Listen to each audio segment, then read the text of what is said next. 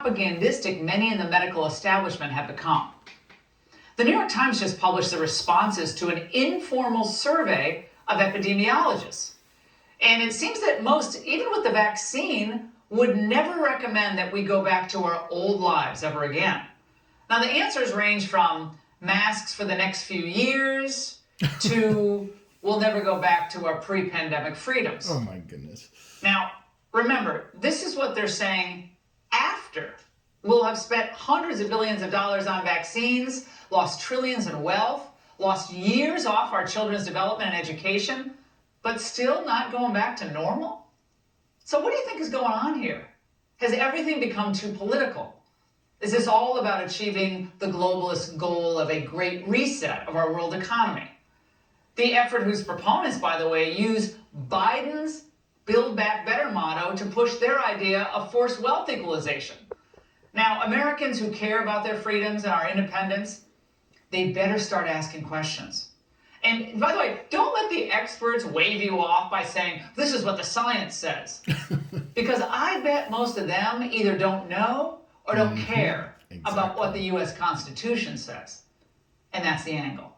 All right, joining me now is Dr. Scott Atlas, former COVID advisor for the Trump administration and Hoover Institution senior fellow. Dr. Atlas, now, as many of us were predicting, this pandemic is being used as an excuse to never go back to the new normal, never go back to the old normal, to stay in a new normal, even with the vaccine. Now, we didn't read all of those responses in the New York Times article from today, but one after the other were indicating either the epidemiologists were just petrified or that they had no real intention of ever going back to what we considered normal life. What do Americans take from this?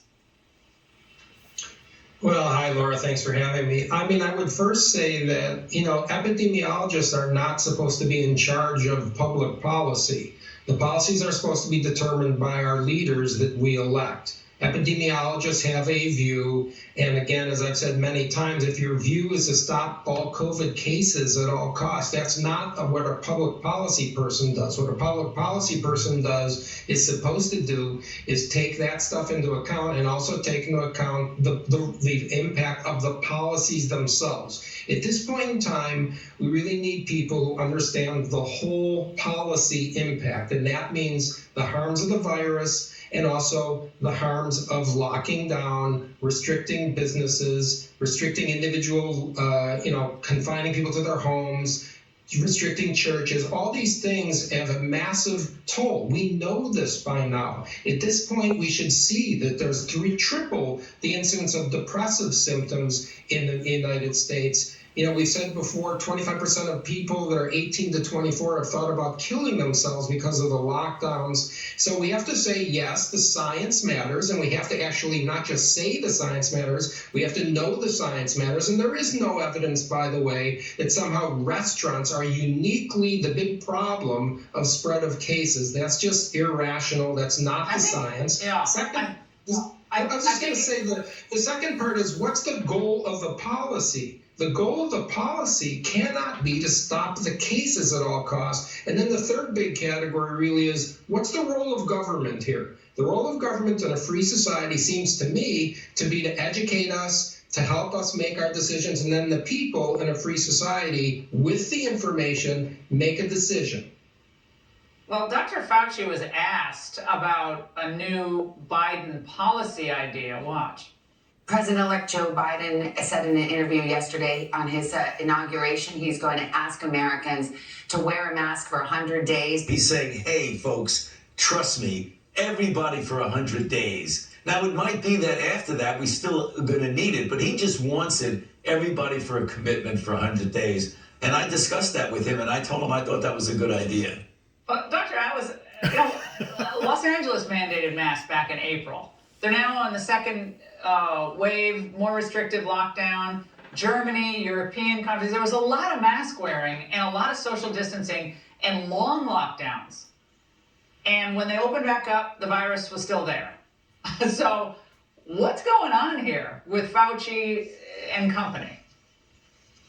Well, I don't want to impugn anyone's motives, but I can say this, that mask mandates have been in place 80 90% of people wear masks in Tokyo. Look at the figures. The cases explode through that. LA County, Miami-Dade County, Hawaii, the Philippines, the UK, France, all over the world, Germany. People have been wearing masks. People wear them. The cases come through. Mask mandates, okay, I mean, it's just become, at some point, you have to really look at the facts, the empirical results of the policy. Well, And, Dr. Atlas, hold on. 100 days. When I hear all these people saying the science says, if I hear that, the science says, first of all, science is a process.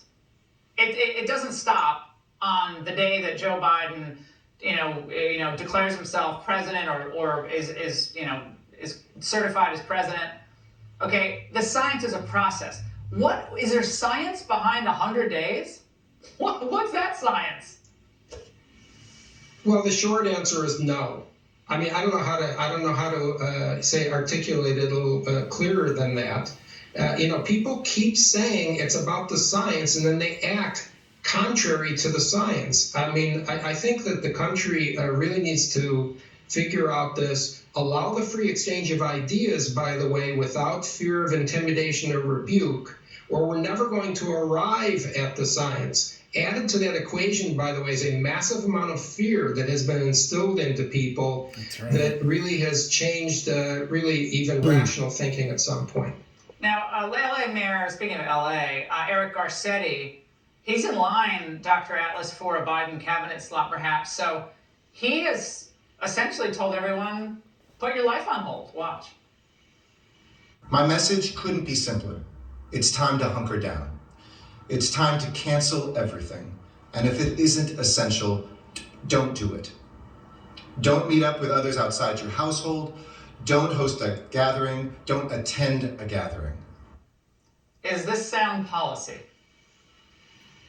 I don't know how to describe what that is, but we can look at what's happening in the country and see that that doesn't make sense. We look at the cases that have come up in the colder parts like the Midwest, the upper Midwest. Everything is coming down now. The COVID-like illnesses to the emergency room nationally are coming down now in most of these states. And the states that are warmer are getting their winter kind of upper respiratory infection cases. This has nothing to do with hunkering down. We have to do everything we can, like everybody keeps saying, to protect high-risk people. We have the vaccine coming. As we said originally, the timelines, they were correct. We're going to have vaccines this month, within weeks, within days, really, for high-risk people. It's not about just putting life on hold and canceling. I don't know what the end game is for people that keep insisting we must stop living. What is the end game here? Well, Dr. Alice, I just talked to a friend of mine whose mother is in Germany, and she has dementia, and she hasn't been able to see her, go back and see her for the entire year, nor has her sister been able to go see her. And her mother's like forgotten, she was developing, but forgotten who they are. I mean, there's all sorts of other costs to this. I mean, you've been talking about it, I've been talking about it. We want everyone to be safe, but there's a cost to isolation of healthy adults, let alone people who are unhealthy. And you don't hear the quote experts talking about it enough. Dr. Atlas, we love seeing you tonight. Thank you so much.